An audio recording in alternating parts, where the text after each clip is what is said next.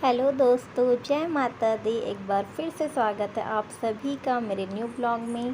तो कैसे हैं आप सब? उम्मीद करती हूँ सब स्वस्थ और मस्त होंगे।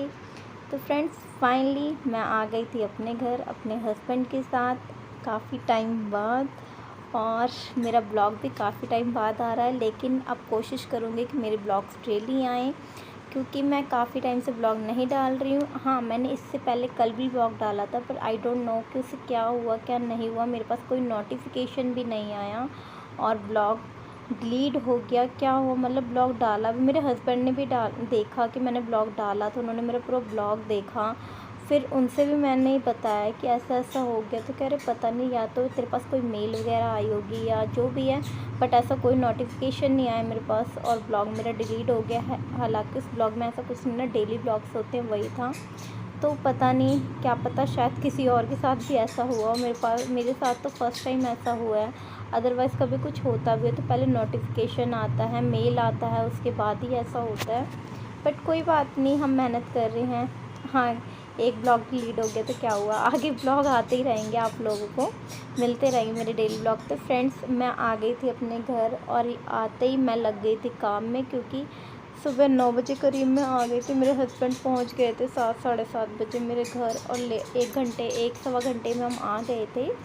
और यहाँ पे देख सकते हैं आप लोग कि घर काफ़ी टाइम से, मतलब हस्बैंड सिर्फ सोते थे यहाँ पे। खाना वाना भी मेरे मम्मी ससुर के लड़के रहते हैं, मतलब मेरे हस्बैंड के मामा के लड़के, तो उन्हीं के साथ जाके खावा लेते थे साथ में। उनके 1-2 गली छोड़कर उनका रूम है, तो घर में खाना वाना भी नहीं बनता था और मतलब कोई काम नहीं होता, तो इतना गंदा हो गया था। तो फ्रेंड्स, इस वीडियो में मैं पूरी सफाई करते हुए वीडियो आप लोगों के साथ शेयर कर रही हूँ कि आते मैं काम में लग गई तो इतना सारा काम था। अभी देखो, आप लोगों ने देखा होगा पूरा धूल मिट्टी सब कुछ, मतलब। और उससे मेरे हस्बैंड बता रहे थे कि शायद उन्होंने एक दिन पहले सफाई करी भी थी, लेकिन आंधी आ गई थी। तो आंधी आ जाती है तो ऊपर का रूम है छत का, तो पूरा इतना गंदा हुआ पड़ा था कि मत पूछिए। फिर ये मैंने पहले म्यूज़क वगैरह जो होता है पानी का, वो सब धोया। और पहले उस पर भी काफ़ी धूल मिट्टी, ऐसा लग रहा था कि मतलब सालों से नहीं साफ़ सफाई हुई है, इतनी गंदगी हुई पड़ी थी। और यहाँ पे ये सब सब्जी वब्जी की ये जो टोकरी सी होती है, ये सब खाली पड़ी थी, सब पे धूल मिट्टी थी। तो मैं धीरे धीरे करके मैंने पूरा किचन साफ़ किया, इन्हें मांजा धोया। उसके बाद मैंने रैक भी साफ़ किया, क्योंकि रैक पे जो डब्बे हैं ऊपर की साइड तो मैं कपड़ा ढक देती हूँ कि जल्दी गंदे ना हुआ करें। बट बिल्कुल मतलब कपड़ा ही नहीं लगा, मतलब बिल्कुल भी झाड़ पोंछ नहीं हुई इतने दिनों से, तो काफ़ी ज़्यादा गंदा हो गया था। यही होता है ना कि वहाँ जाते हैं तो भी करते हैं और आके फिर काम में लग जाना पड़ता है।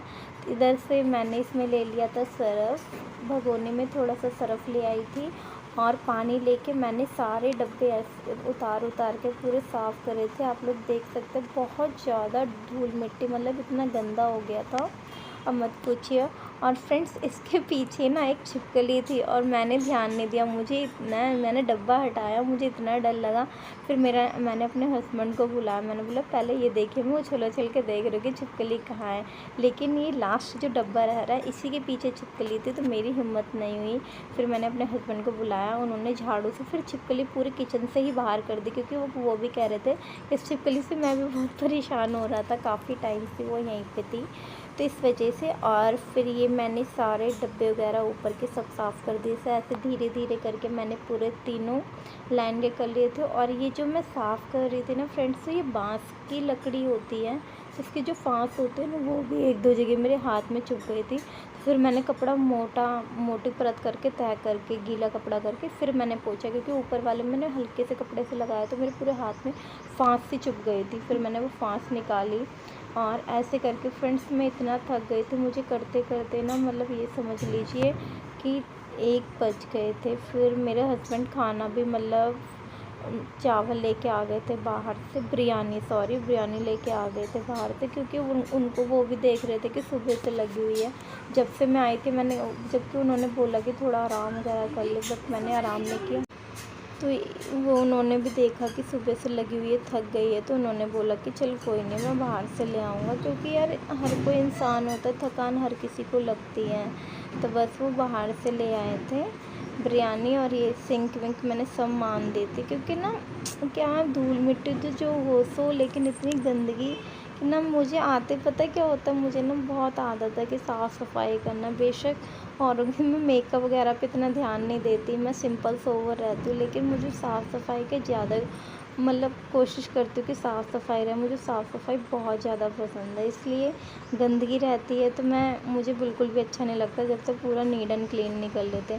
और ये तो अब ये मजबूरी है कि ये सब पूरा रूम पपड़ी पपड़ी से पूरा ख़राब हुआ पड़ा है, तो इसमें कितना ही कर लो, कुछ भी कर लो, गंदगी रहती है। तो मैंने ये चादर भी मैंने साथ के साथ चेंज कर दी, क्योंकि जब मैं गई थी उस टाइम मैं से धो के बिछा के गई थी, और हस्बैंड ने चेंज भी नहीं करी, क्योंकि वो बीच में केदारनाथ चले गए 1 हफ्ते में, वहाँ से आए, फिर वो अपने होम टाउन चले गए थे संभल, और फिर मतलब ये वो रहते भी नहीं थे यहाँ पे, और ये डमरू लेके आए थे केदारनाथ से रुद्राक्ष के लिए मेरे हस्बैंड। तो मतलब यहाँ नहीं रहते थे, तो गंदगी मतलब वही है कि जब इंसान रहता नहीं है तो करता भी नहीं है। ऑलमोस्ट वो सिर्फ आते थे सोने के लिए, खाना पीना सब वहीं पे करते थे, वो अपने मामा के लड़के के घर पे। तो ये मैंने मतलब इस पर भी काफ़ी धूल उल सी हो रही थी, मैंने सोचा अब चादर भी चेंज कर दूँ लगे हाथ, क्योंकि गंदी गंदी अच्छा भी नहीं लगता बिल्कुल भी गंदगी।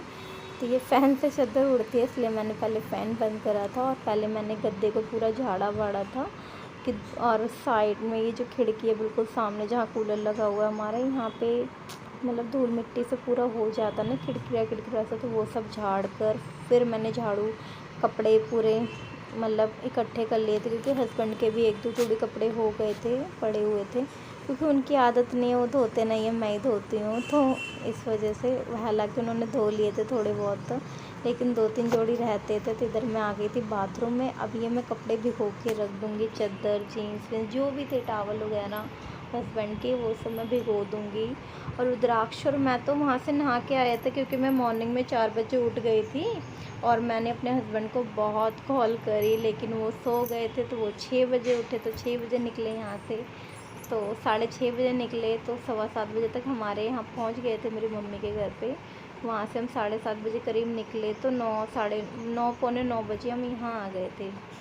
तो हम दोनों नहा वहाँ के आए थे वहीं से, तो हमें नहाना वाना नहीं था, और बस हस्बैंड नहाए थे, और फिर मैं अब लगाने लग गई थी झाड़ू। हालांकि एक बार जब मैं किचन साफ़ कर रही थी तो बहुत ज़्यादा गंद हो रहा था, तो हस्बैंड ने झाड़ू मार दी थी, बट वही है कि दोबारा से झाड़ पोंछ करो ना तो गंद फैल जाता है, तो इस वजह से मैंने दोबारा झाड़ू मारी थी, और बहुत काम हो गया था फ्रेंड्स, थक गई थी, आप लोग देख ही रहे हैं।